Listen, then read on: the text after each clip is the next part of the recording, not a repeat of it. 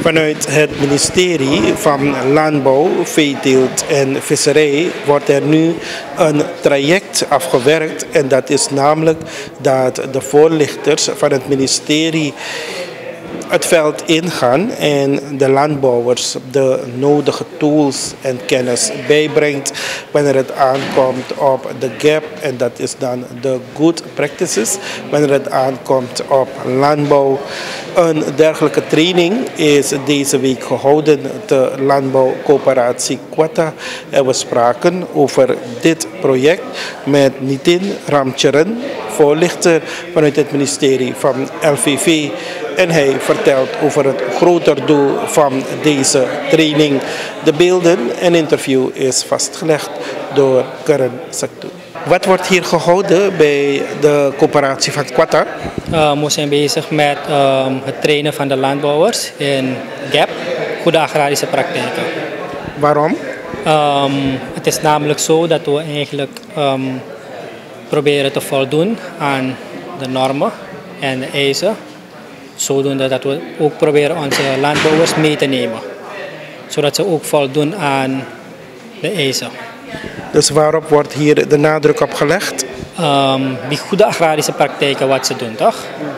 Het gaat meer om de technieken, gebruik van pesticiden, de juiste PPE. PPE staat voor Personal Protective Equipment.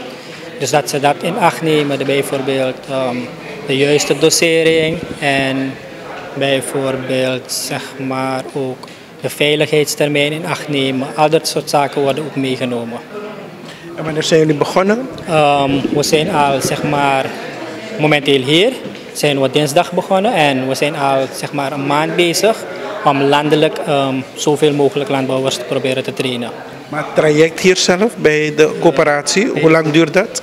Dat is een 3-daagse training. Dat is GAP deel 1. Want u begrijpt, GAP in het algemeen, het gaat over meer, zeg maar over 20 onderwerpen. Maar in die 3 dagen kunnen we niet al die 20 onderwerpen, dus we hebben de meest belangrijke gekozen om zeg maar over te dragen aan de landbouwers. En nu u zo bezig bent met de landbouwers, wat merkt u op? Wat weten ze over GAP? Ja, dus bepaalde van ze weten het, bepaalde van ze weten het en ze zijn echt, zeg maar, ze zijn verheugd. En dat ze iets bijleren en dat ze geven ook aan dat ze het gaan toepassen. En dat is eigenlijk ons doel, toch? We willen proberen via LVV, dus wij LVV'ers proberen zeg maar de landbouwers zoveel mogelijk te trainen dat ze het niet alleen hier komen luisteren, maar dat ze het toepassen in het veld. En heeft u opgemerkt dat bepaalde zaken anders werd gedaan dan verwacht wordt via GAP? Niet dat het anders werd gedaan, maar ze deden het al, maar ze moeten nog verbetering aanbrengen. Bepaalde van ze deden het al goed, bepaalde van minder goed, maar het gaat de goede kant op. Als we zo kijken naar de landbouwers en hun reactie, dan lijkt het wel de goede kant op te gaan. En de training is theorie alleen? Ja, theoretisch met de praktische gedeelte gaan we nog proberen in te lassen, maar voorlopig zijn we bezig met theorie, met u ziet het zelf, met oefeningen. Dus we proberen zoveel mogelijk die mensen bij te betrekken, zodat ze ook lering treffen daaruit. En het zijn landbouwers van Quata en omstreken? Ja, dus daarom eigenlijk, we hebben gekozen voor Quata, omdat dan we de resort Quata, de landbouwers van hier kunnen trainen. We gaan landelijk per resort zoveel mogelijk proberen te trainen.